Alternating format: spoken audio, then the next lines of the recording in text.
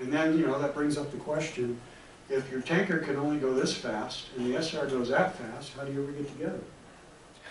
Very careful. Very careful. Yes, so 71 looks like that. Well, I can get into that. I'm sorry, I'm sorry. Steal my thunder. But before I get there, the fact that that SR is going so dang fast means, again, that you cannot put JP4 fuel in it, which again translates into the things you have to do to your tanker to make it work for the SR. So the forward cockpit canopy on the inside is 250 degrees. The heat on the pilot during injection, and that's happened a few times, is 450 degrees.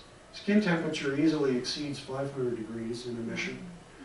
And when the SR-71 is done refueling, there's a door that covers up that receiving receptacle, that plumbing, so that it's smooth and you don't burn that whole thing up when you're going that fast. Cockpit canopy, about 575 degrees, leading edge of wing, 800 degrees. In fact, it actually grows as it flies, because that titanium that they use to withstand all this heat has a tendency to grow as it gets warmer. Just to give you sort of a perspective, if you look at a typical jet engine nozzle on anything, a tanker, T-30A, F4, you're talking about temperatures around 1500 degrees. And that part of the jet engine is built out of titanium.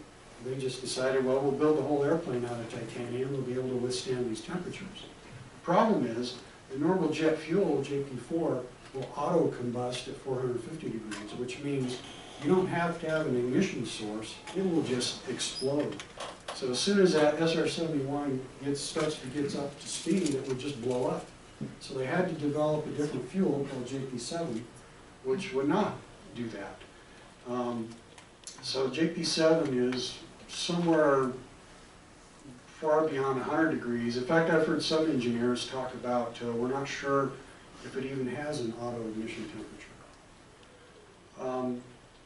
So there's just some information about JP7 that says it's really hard to ignite. I'll give you one story and then another story in another slide.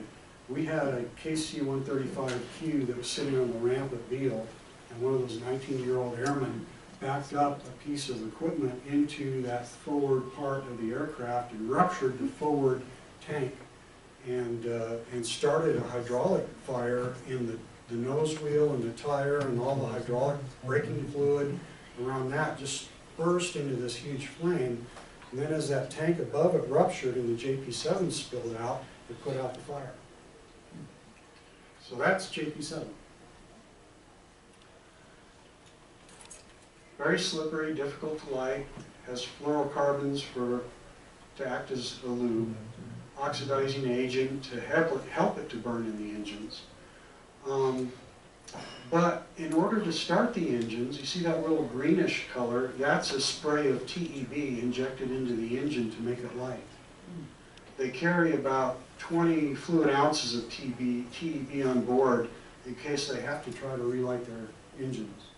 So when we're flying our tanker and we've got JP7 in the body tanks of the tanker, we can actually burn that fuel because the engines have already started on JP4. But if we're taking off, climbing, coming back and landing, we're not going to burn JP7 because if we had to restart our engines for some reason, if they flamed out, we wouldn't be able to. We don't have TEB on board the tanker. So if we're on a very, pedestrian cruise across the Pacific, say, we can flip over and burn JP7, but we're not going to do it if we're in any other situation. So you can see that characteristic green flame if you watch the videos on the internet. And this TEB actually ignites, explodes really more in contact with air. We would carry barrels of this stuff about this big in the back of the tanker back in the day when we weren't quite as smart about safety as we should have been. And we've had people die just transporting barrels of this stuff in the tankers.